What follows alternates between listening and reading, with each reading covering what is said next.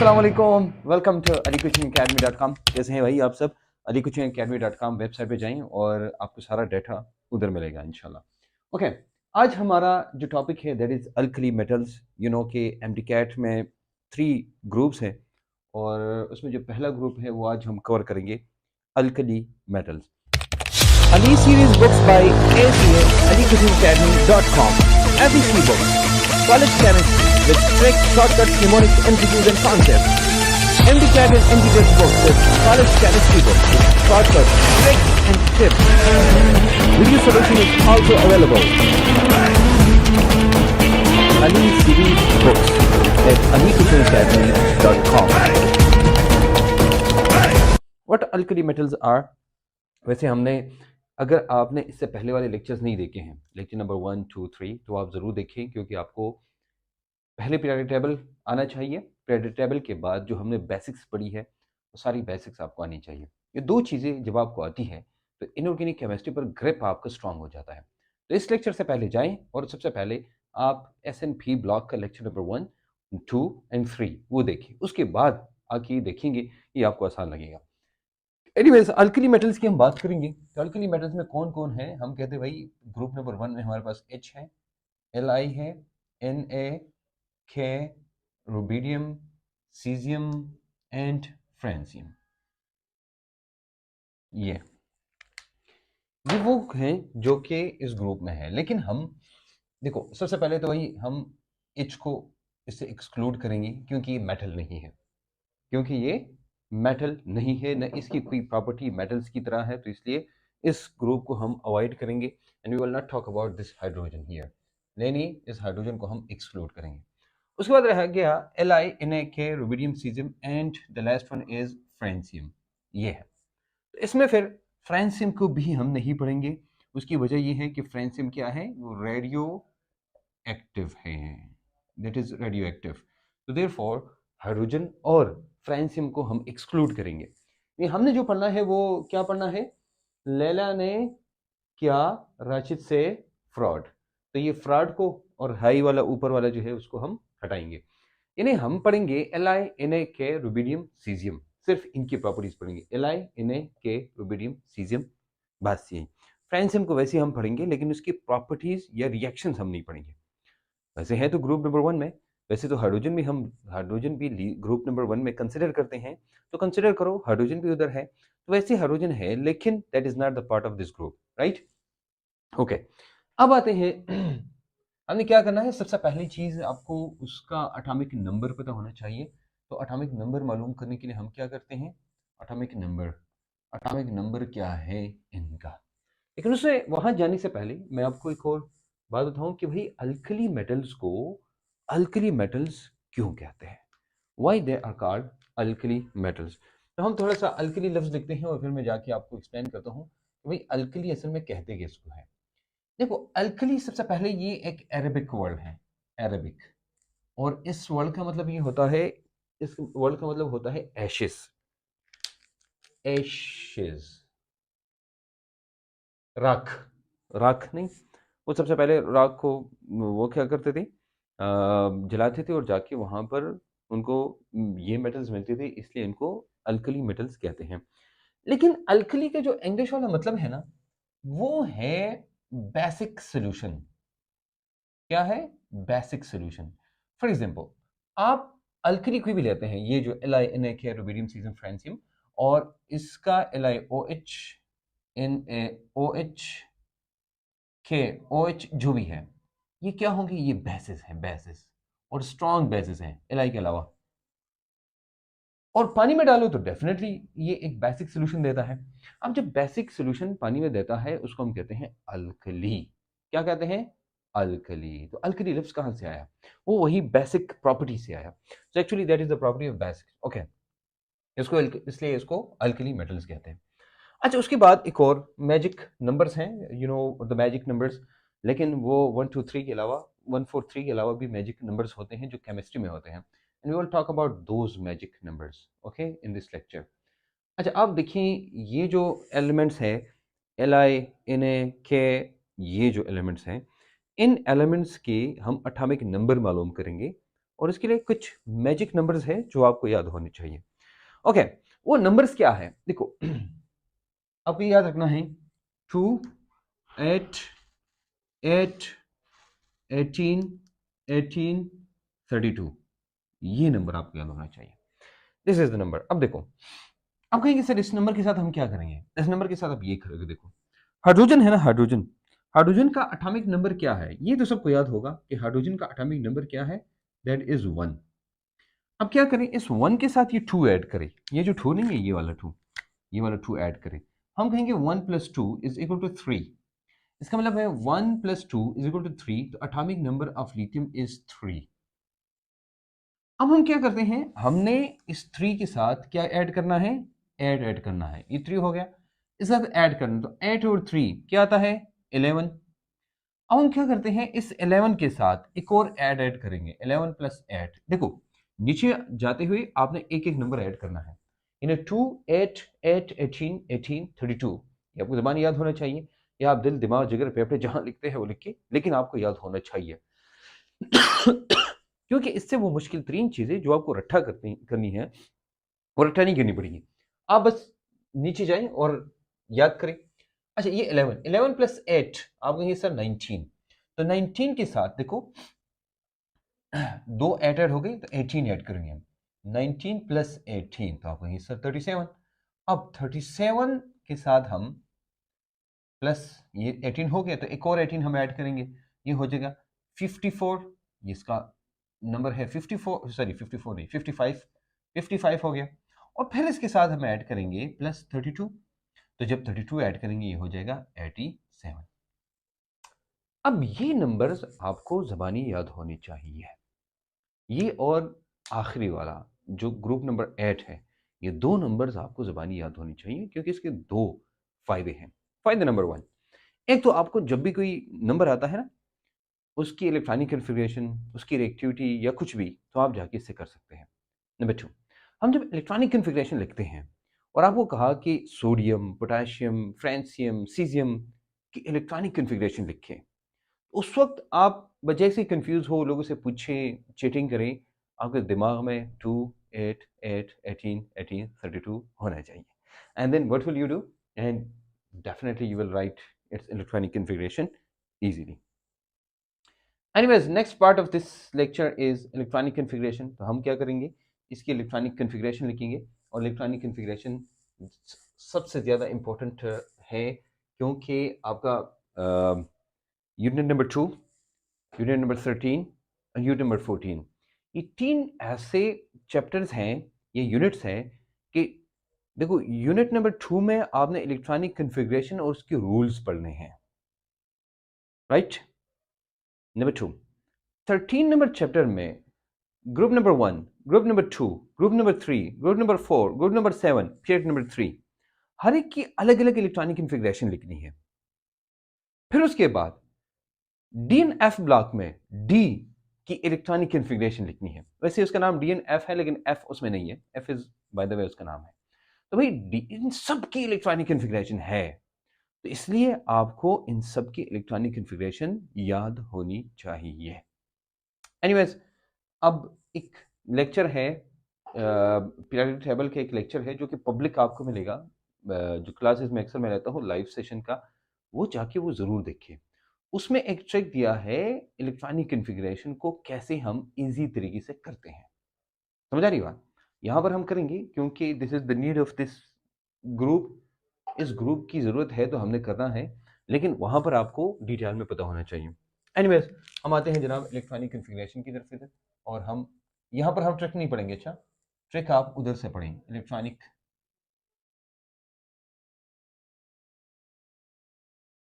Configuration, electronic configuration. अब देखो hydrogen हम नहीं करेंगे, इसको हम कहते हैं एस ब्लॉक एलिमेंट्स। कौन सा? सबसे पहले वाला, इसको हम क्या कहते हैं, this is S block elements, S block है। और एस ब्लॉक के अलावा ये किस ग्रुप में है? हम कहते हैं ग्रुप नंबर 1 में है, ग्रुप नंबर 1। इसका मतलब ये, इसके 2 मतलब हो गए। एक मतलब ये हुआ कि जनाब आखिरी electron S block, S subshell में होगा।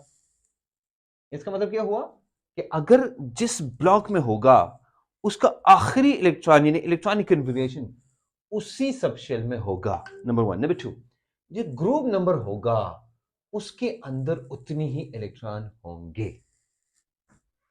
दोबारा मैं कहता हूं, इसका मतलब क्या हुआ? इसका मतलब ये हुआ कि अगर ये किसी ग्रुप में है और ग्रुप का जो नंबर है, the number of the group will tell you the number of electrons in that sub shell. उसके या आउटरमोस्ट शेल में या सब शेल में उतने इलेक्ट्रॉन होंगे। नंबर 2, क्या हुआ? एस है तो भाई इसके एस में, इसका मतलब अब क्या हुआ? इसको आप गौर से देखेंगे ना तो आपको अंदाजा हो जाएगा कि इसके एस सब शेल में कितने इलेक्ट्रॉन होंगे। इसके एस सब शेल में एक इलेक्ट्रॉन होगा, इसके एस सब शेल में एक ही इलेक्ट्रॉन होगा। तो उसके एस सब शेल में उसकी एस सब शेल में एक ही इलेक्ट्रॉन होगा। और वो इलेक्ट्रॉन कैसे होगा? देखो फॉर एग्जांपल ले लेता हूं मैं हाइड्रोजन। वैसे हाइड्रोजन में कितने इलेक्ट्रॉन है? तो आप मुझे कहेंगे सर एक इलेक्ट्रॉन है। मतलब ये हुआ, हम दूसरे देखेंगे पीरियड को, तो पीरियड क्या है? हम कहते हैं भाई पीरियड नंबर 1 है, तो हम ये लिखेंगे पीरियड नंबर 1। ये एस सब शेल है तो हम लिखेंगे एस। इसमें कितने इलेक्ट्रॉन होंगे डिपेंड करता है ग्रुप नंबर 1 पे, 1s1। बस ये हो गया हमारा खत्म। समझ आ रही बात? 1s1 is the electronic configuration. 1 इसका पीरियड नंबर, जो कि ये हम देखते हैं भाई ये पीरियड नंबर 1 में है, ये 2 में, ये 3 में, ये 4 में, ये 5 में, ये 6 में और ये 7 में। 1 2 3 4 5 6 7, राइट। अब उसके बाद ये किस ब्लॉक में है? एस में है, तो भाई हम एस लिखेंगे। फिर इसका ग्रुप नंबर क्या है? 1 है, तो भाई हम सब में S1 लिखेंगे, सब में in all of them. Why? Because they belong to group number 1। अब देखिए हम आते हैं लिथियम की तरफ। Now we gonna talk about the lithium. Lithium का एटॉमिक नंबर है 3। एक बात याद रखना, हम यहां जो लिखते हैं ना, स्पेशली द इनऑर्गेनिक केमिस्ट्री, हम सिर्फ और सिर्फ आउटरमोस्ट शेल इलेक्ट्रॉनिक कन्फिगरेशन लिखते हैं। We do not care about the inner shell electronic configuration. इसको हम कोर कहते हैं, core. Do know core? Core इसे कहते हैं ना, ये एक एटम है। फॉर एग्जांपल ये देखो, यहां एक शेल, दूसरा शेल, तीसरा शेल, चौथा shell, 4 shell. For example 4 shell हैं। तो ये जो आउटरमोस्ट शेल में जो इलेक्ट्रॉन है, ये आपका वैलेंस शेल है, इसको वैलेंस शेल कहते हैं। और ये इसके अंदर जितना भी ये पार्ट है ना, ये वाला पार्ट जो कि मैंने ये क्या, ये shaded part, this shaded part is your core. We do not care about the core and we will not write about the core. तो कोर की जगह हम क्या लिखेंगे? हम उससे पहले जो नोबल गैस होगी उसका नाम लिखेंगे, बस उसका सिंबल लिखेंगे बस, और उसको एक ब्रैकेट में बंद करेंगे। फॉर एग्जांपल देखो, हमारे पास है हीलियम। हीलियम का एटॉमिक नंबर क्या है? तो आपको मैंने कहा ना, 2 ग्रुप्स आपको याद होने चाहिए विच आर वेरी इंपॉर्टेंट। एक आपको याद होना चाहिए कौन? ग्रुप नंबर 1, और एक है ग्रुप नंबर 8, उससे भी ज्यादा इंपॉर्टेंट। वो कहेंगे सर वो क्यों? वो इसलिए ना कि जब भी कोई इलेक्ट्रॉनिक कन्फिग्रेशन लिखते हैं तो आप वहां पर ये लिखते हैं, ये हो गया हीलियम, यहाँ पर आप लिखेंगे नियान, फिर आप लिखेंगे आर्गान, फिर आप लिखेंगे क्रिप्टॉन, और फिर उसके बाद लिखेंगे जीनान, और यहाँ पर लिखेंगे रेडान। ये सब आपको याद होने चाहिए। अगर इनका एटॉमिक नंबर याद नहीं है तो कैसे आप उसकी इलेक्ट्रॉनिक कन्फिग्रेशन कंप्लीटली लिख सकते हैं? इसकी एक और ट्रिक है। ट्रिक ये है ना कि ये पीरियड नंबर 2 में है फॉर एग्जांपल, तो अब हीलियम हो गया, तो पीरियड नंबर 2 में तो 2s1 हो गया, ये 3 में है तो 3s1 हो गया, ये 4s1 हो गया, ये 5s1 हो गया, 6s1, 7s1। देखो ये तो हम कर सकते हैं ना, ये एक सिंपल सा तरीका। ये तो हो गया ग्रुप नंबर 1 है और हमें पता है भाई क्या है। हम ऐसे कर सकते हैं, देखो HLI Na K rubidium caesium francium 7 है, 7। तो जो नंबर आएगा वही उसका पीरियड नंबर है। समझ आ रही बात? फॉर एग्जांपल मैंने लिखा HLI Na K rubidium caesium francium. For example अब देखो मैंने लिखना है सीजियम के लिए, ये मैंने रैंडम लिया, रैंडम सीजियम, तो मैं उंगली पर देखूंगा HLI Na K rubidium and caesium, CS, ये हो गया। तो 6 है, इसलिए मैंने इधर लिखा 6s1। ये रैंडम मैंने लिया, अच्छा कि आपको अंदाजा हो। ये 6s1 हो गया। एक तरीका ये हो गया। दूसरा तरीका क्या है? दूसरा तरीका ये है कि जो ग्रुप नंबर 8 है उसके एटॉमिक नंबर्स आपको याद होने चाहिए, और वो भी आप इन मैजिकल नंबर से याद कर सकते हैं। You understand? These magical words numbers are very important in your chemistry, क्योंकि एटॉमिक नंबर और मास नंबर मालूम करने के लिए दीज आर वेरी, और स्पेशली एटॉमिक मास के लिए भी, क्योंकि हमें एटॉमिक मास मोस्टली जगहों पे चाहिए। अब देखो हमने क्या करना है, ये तो हो गया जनाब, इधर ही कन्फिग्रेशन खत्म हो गई, लेकिन हम क्या कर सकते हैं, हम लिखेंगे 2 8 8 18 18 32, ये आपको याद होना चाहिए। हमें तो ना He हीलियम, इसका एटॉमिक नंबर क्या है, तो आप कहेंगे सर 2 है, तो ये जो 2 है ना ऊपर वाला, ये खत्म, टाटा बाय बाय, खत्म ये वाला, ठीक है। अब हीलियम के बाद हमने लिखना है नियान। नियान का हम क्या करेंगे, ये 8 ऐड करेंगे, तो ये वाला गया, तो 2 और प्लस 8 कितना आएगा, 10 आएगा, तो इसका एटॉमिक नंबर हो गया 10। अब देखो ये हमने लिया ना, ये है सोडियम, सोडियम का एटॉमिक नंबर 11 है, उसकी इलेक्ट्रॉनिक कन्फिग्रेशन हम लिखेंगे, तो हम लिखेंगे ये नियान तो हो गई ये 10 और प्लस 1 थी, हो गया 11, तो पूरा हो गया ना, तो आपको ये पता होना चाहिए। उसके बाद हम एक और ऐड करेंगे हम, उसके बाद ये आएगा आर्गान। आर्गान का कितना होगा, 10 प्लस 8, तो आप कहेंगे सर ये 18 है, तो 18 उसका होगा। उसके बाद आपने क्या करना है, ये तो 2 8 दोनों 8 खत्म हो गए, ये भी और ये भी खत्म हो गया। अब हमने क्या करना है, हमने ये करना है, आर्गान के बाद क्रिप्टान आता है, इसके बाद जीनान आता है, और इसके बाद रेडान आता है। अब देखो हम क्या करेंगे, इसके साथ एक और 18 ऐड करेंगे, तो 18 18 36 हो जाएगा, और इसी 36 के साथ एक और 18 ऐड करेंगे, तो ये हो जाएगा 54, और इसके साथ हम 32 ऐड करेंगे, तो ये हो जाएगा 86। तो मैथमेटिक्स आपको आनी चाहिए, इतना मुश्किल नहीं है, डू यू अंडरस्टैंड? ओके, अब ये आपको आना चाहिए। अब और इससे जाके आप ये सारी इलेक्ट्रॉनिक कन्फिग्रेशन लिख सकते हैं। मैंने कहा ग्रुप नंबर 1 है, अल्कली मेटल्स है, तो इसके साथ S1 ही आएगा, क्योंकि ग्रुप नंबर 1 है, तो जब ग्रुप नंबर 1 होगा तो S1 ही आएगा, और उसके बाद जो बाकी चीज़ें वो है। एनीवेज मैजिकल नंबर्स दिल दिमाग जिगर पेपड़े हर जगह पे लिखो, और आपको ये आनी चाहिए, ठीक है।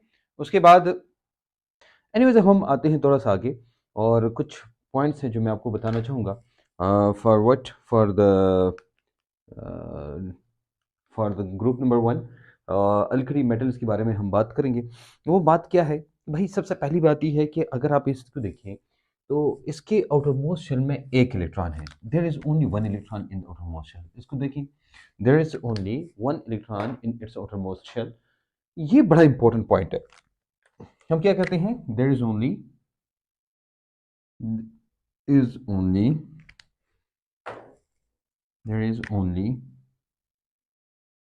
one electron in valence shell of group 1a। जो ग्रुप 1a है ना, इसके आउटर मोस्ट शेल में सिर्फ और सिर्फ एक इलेक्ट्रॉन है। तो जब एक इलेक्ट्रॉन है, आप कहेंगे सर इसका मतलब क्या हुआ। देखो हम ये कहते हैं, इसका मतलब ये हुआ कि अगर कहीं पर रिएक्शन होता है और इससे इलेक्ट्रॉन जाता है, तो इससे एक इलेक्ट्रॉन जाएगा। भाई दो बात याद रखना, एक तो भाई ये ना कि जिससे इलेक्ट्रॉन जाता है उसको हम कहते हैं इलेक्ट्रोपॉजिटिव। क्या कहते हैं, इलेक्ट्रोपॉजिटिव, मतलब ये वो होता है जो इजीली इलेक्ट्रॉन डोनेट करता है, which can donate electron which can donate electron easily, जो कि इजीली इलेक्ट्रॉन डोनेट कर सकता है। सबसे पहली बात ये है। तो इलेक्ट्रोपॉजिटिव किसे कहते हैं, इलेक्ट्रोपॉजिटिव इसे कहते हैं जो इजीली इलेक्ट्रॉन दे सकता है। हमने कहा भाई ये इलेक्ट्रोपॉजिटिव है। इलेक्ट्रोपॉजिटिव क्यों है, क्योंकि एक प्रॉपर्टी है जो कि इसकी सबसे कम है, इसकी सबसे कम है। वो प्रॉपर्टी क्या है, वो प्रॉपर्टी है आयोनाइजेशन एनर्जी। उस प्रॉपर्टी का नाम है आयोनाइजेशन एनर्जी। ये प्रॉपर्टी आपने याद रखनी है, आयोनाइजेशन एनर्जी। ये बहुत इंपॉर्टेंट है कि भाई आपको आयोनाइजेशन एनर्जी का पता चले। ओके, आयोनाइजेशन एनर्जी क्या प्रॉपर्टी है। आयोनाइजेशन एनर्जी एक ऐसी प्रॉपर्टी है कि जो हमें बताती है, आयोनाइजेशन एनर्जी एक ऐसी प्रॉपर्टी है जो हमें बताती है कि ये इलेक्ट्रॉन कितना इजीली डोनेट करेगा। अब हमने कहा ये आयोनाइजेशन एनर्जी, अब अगर आयोनाइजेशन एनर्जी ज्यादा है, ज्यादा, if ionisation energy is more, इसका मतलब ये हुआ कि it can not donate electron easily. मतलब ये क्या करेगा, इट कैन नॉट डोनेट, इसका मतलब ये होगा एक एक में इन खत्म हो रही है। It can not donate electron easily, ये इजीली इलेक्ट्रॉन डोनेट नहीं कर सकता अगर अनर्जी एनर्जी ज्यादा है। अच्छा, अब इसके बरक्स, अगर एनर्जी एनर्जी कम है, if energy energy is less, यानी मतलब वो कम है, if energy energy is less, अगर एनर्जी एनर्जी लेस है, कम है, तो जो कम है इसका मतलब है it can donate electron easily, it can donate electron easily. देखो टेबल में देखेंगे ना तो आपको सीजियम मिलेगा, सीजियम, सीजियम, सीजियम एक ऐसा एलिमेंट है कि जिसकी अनाइजेशन एनर्जी सबसे कम है, जिसकी अनाइजेशन एनर्जी सबसे कम है, नंबर एक। नंबर टू, इसकी एक और प्रॉपर्टी भी सबसे कम है। वो कौन सी प्रॉपर्टी है? That property is electronegativity. वो क्या है? वो है इलेक्ट्रोनेगेटिविटी। आपको पता है इसकी इलेक्ट्रोनेगेटिविटी 0.7 है, यानी सबसे कम पीरियोडिक टेबल में इसकी इलेक्ट्रोनेगेटिविटी, और एनर्जी भी सबसे कम है। इसका मतलब यह है ग्रुप नंबर 1, ऊपर से जब हम नीचे आते हैं तो वह एनर्जी कम होती है। तो जब एनर्जी कम होती है, मेटालिक करैक्टर ज्यादा होता है। तो जब मेटालिक करैक्टर ज्यादा होगा, इसका मतलब ये इलेक्ट्रॉन इजीली देगा। इसका मतलब है कि पूरी पीरियोडिक टेबल को जब हम उठा के देखें, पूरी पीरियोडिक टेबल को जब हम उठा के देखें तो हमें पता चल जाता है कि ये पूरा पीरियोडिक टेबल है फॉर एग्जांपल, और इस पीरियोडिक टेबल के अंदर ये नहीं है, ये वाला ग्रुप, ये ग्रुप नंबर 1 है, ये इसकी एनर्जी एनर्जी सबसे कम है, इसकी एनर्जी एनर्जी सबसे कम है। अब इजीली इलेक्ट्रॉन देगा, तो हमें ये देखना है कि इसके आउटर मोशन में कितने इलेक्ट्रॉन है। हमें पता चला इसके आउटर मोशन में सिर्फ एक इलेक्ट्रॉन है, ऐसे को हम यूनि पॉजिटिव कहते हैं, यानी एक इलेक्ट्रॉन देने वाला, जो एक इलेक्ट्रॉन देता है। तो फॉर एग्जांपल हम देते हैं, कौन, ये मैंने लिखा there is only 1 electron in its valence shell, ये आपको पता चल गया। अब मैं इसको हटाता हूं, अब मैं कहता हूं ना ये यूनि पॉजिटिव है, ये क्या है? Uni positive. यूनि पॉजिटिव का मतलब ये होता है ना कि जब ये इलेक्ट्रॉन देगा तो ये एक इलेक्ट्रॉन दे के इस पे +1 चार्ज जाएगा और एक इलेक्ट्रॉन जाएगा, तो हम ये कहते हैं, ये देखो जनाब, इसको हम कहते हैं यूनि पॉजिटिव, ये यूनि पॉजिटिव है। इज इट क्लियर ना कि भाई क्या है कि अगर हम क्या करें, अगर हम इसको देखें तो ये क्या करेगा, ये एक ही इलेक्ट्रॉन देगा, it can donate only 1 electron, हम इसको यूनिपॉजिटिव कहते हैं। So this is unipositive. इसका मतलब ये हुआ कि इसकी जो ऑक्सीडेशन स्टेट है वो फिक्स है, fix, and that is equal to +1। इसकी ऑक्सीडेशन स्टेट +1। देखो पीरियोडिक टेबल में कुछ ऐसे एलिमेंट्स हैं जिनकी ऑक्सीडेशन स्टेट फिक्स होती है।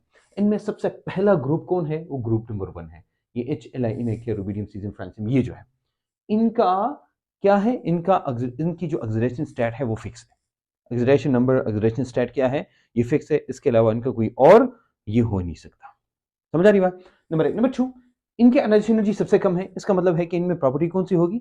आयनिक कंपाउंड, ये आयनिक प्रॉपर्टी होगी, यानी ये आयनिक कंपाउंड बनाएंगे। ये क्या बनाएंगे? ये आयनिक कंपाउंड। किसकी वजह से बनाएंगे? क्योंकि भाई इसकी इलेक्ट्रोनेगेटिविटी सबसे कम है, इलेक्ट्रोपॉजिटिविटी ज्यादा है, एनर्जी भी कम है, इलेक्ट्रॉन इजीली देता है। तो जब इलेक्ट्रॉन इजीली डोनेट करता है, इसका मतलब है कि ये प्रॉपर्टी भी ज्यादा होगी। देखो एक एक बात को वो समझ लेना, अंडरस्टैंड करना, and you will understand the whole thing. Do you understand? Okay, अब हमने कहा जनाब क्या है ये ये क्या है? ये आयनिक कंपाउंड बनाता है, आयनिक कंपाउंड। आयनिक कंपाउंड कौन बनाता है? क्योंकि उसकी इलेक्ट्रोनेगेटिविटी क्या है? लीस्ट है, आयनाइजेशन एनर्जी लीस्ट है, सबसे कम है। लीस्ट का मतलब होता है सबसे कम, इसकी एनर्जी सबसे कम, इसकी इलेक्ट्रोनेगेटिविटी सबसे कम। ये चीजें जब सबसे कम होगी तो डेफिनेटली ये क्या बनाएगा? आयनिक कंपाउंड बनाएगा।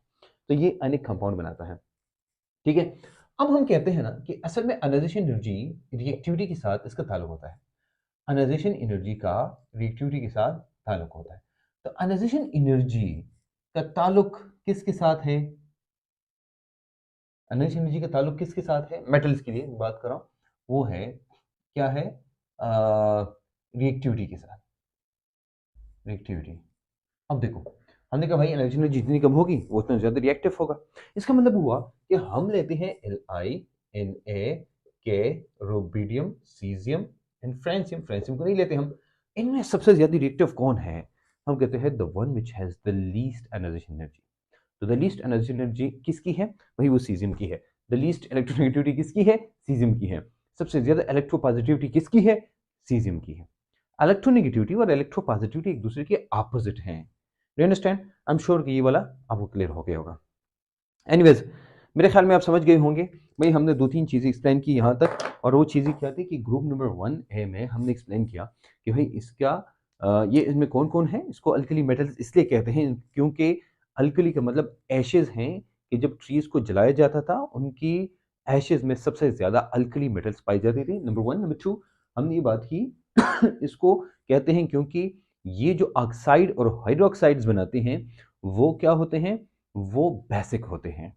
Do you understand? Group number 1 के ऑक्साइड और हाइड्रोक्साइड बेसिक होते हैं। ओके, फिर हमने इसकी एटॉमिक नंबर की बात की, कैसे एटॉमिक नंबर मालूम कर सकते हैं। फिर हमने बात की इलेक्ट्रॉनिक कॉन्फ़िगरेशन कैसे मालूम करते हैं। फिर इलेक्ट्रॉनिक कॉन्फ़िगरेशन की वजह से जो 1-1 है, उनमें जो प्रॉपर्टी होती है वो यूनिपॉजिटिव होती है, प्रॉपर्टी होती है। यानी ये एक इलेक्ट्रॉन देते हैं और इनकी जो ऑक्सीडेशन स्टेट है वो फिक्स है। ये सारी याद होनी चाहिए। फिर हमने बात की कि आयनिक कंपाउंड बनाते हैं और उसकी मेन वजह क्या है, क्योंकि इसकी एनर्जी पीरियोडिक टेबल में सबसे कम है, इसकी इलेक्ट्रोनेगेटिविटी सबसे कम है, इसकी रिएक्टिविटी इन मेटल सबसे ज़्यादा है, और दूसरी बात ये सॉफ्टनेस इनकी सबसे ज़्यादा है। अब अगर इन चीज़ों को आप देखेंगे ना तो आपको अंदाज़ा हो जाएगा कि भाई जो ग्रुप नंबर 1 है वो बाकी पीरियोडिक टेबल से कैसे डिफरेंट है। अब आइए आगे हम कुछ और चीज़ें पढ़ेंगे, लेकिन इस टॉपिक का एक सब टॉपिक यानी दूसरा पार्ट में हम पढ़ेंगे। उसकी वजह ये है कि हम चाहते हैं कि इन लेक्चर्स को हम छोटे-छोटे पार्ट्स में कन्वर्ट करें, बजाय इसके कि बहुत लंबा लेक्चर हो और आप लोग बोर हो जाएँ। तो भाई जो आपको पसंद है, जो चीज़ आपको पसंद है, जाके उसको उठा के आपने करना है, ठीक है? So this is all about the this lecture of the alkali metals part 1। मिलेंगे इंशाल्लाह पार्ट 2 में। इजाज़त दीजिए। अल्लाह हाफ़िज़।